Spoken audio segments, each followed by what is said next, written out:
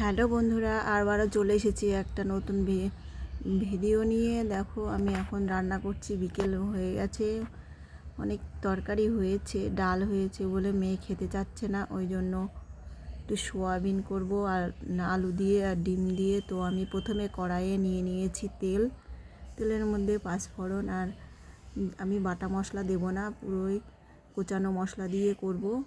নিয়ে নিয়েছি আদা কুচানো আর পেঁয়াজ আর রসুন কুচানো। তো তেলের মধ্যে দিয়ে আমি এটাকে ভালো করে নেড়ে চেড়ে নিয়ে নেব। আর দিলাম হলুদ আর লবণ পরিমাণ মতো। লাল লাল হয়ে আসলে একটু জিরের গুঁড়ো দিয়ে দেব।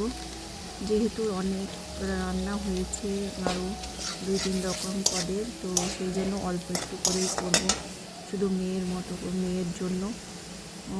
তো দেখো তারপরে আমি ওগুলোকে ভেজে নিয়ে দিয়ে দিলাম সোয়াবিন দিয়ে এবার আমি নেড়ে চেড়ে নেবো, একটু ভালো করে সোয়াবিনগুলোকে ভেজে নেব। সোয়াবিনে তুমি যতই তেল দাও না কেন সবটাই টেনে নেয়, আর সেই জন্য দেখো একটু তেল নিয়ে আমি আর একটু তেল অ্যাড করে দেবো এর সাথে। তো অল্প একটু করে করবো, সেই জন্য সোয়াবিন অল্প করে নিয়েছি।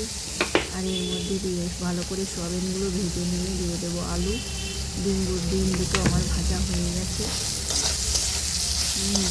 তো ভালো করে নেড়ে চেড়ে নিয়েছি। দেখো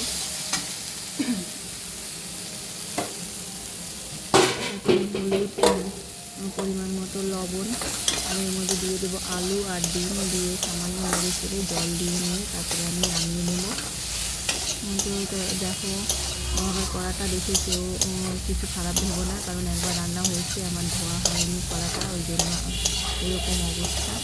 তো কড়াটা অনেক দিনকার হয়ে গেল, তো পরিষ্কারও সেরকম হয় না। তো আর ভেবো না যে শুধু এই কড়াটায়, আর একটা অন্য কড়া ভালো আছে, তো আমি এটা সব সময় ব্যবহার করি।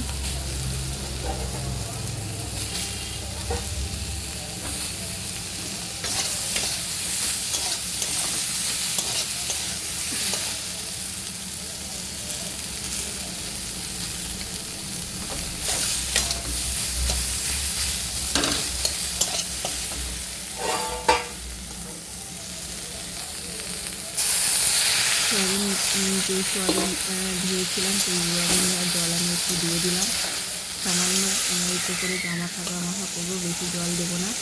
তো ভিডিওটা এই পর্যন্ত, দেখো কেমন হয়েছে, বাটনা না দিয়ে রান্না করে ফেললাম। তো সবাই ভালো থেকো, সুস্থ থেকো। এই পর্যন্ত, আবার দেখাবে অন্য কোনো ভিডিও নিয়ে।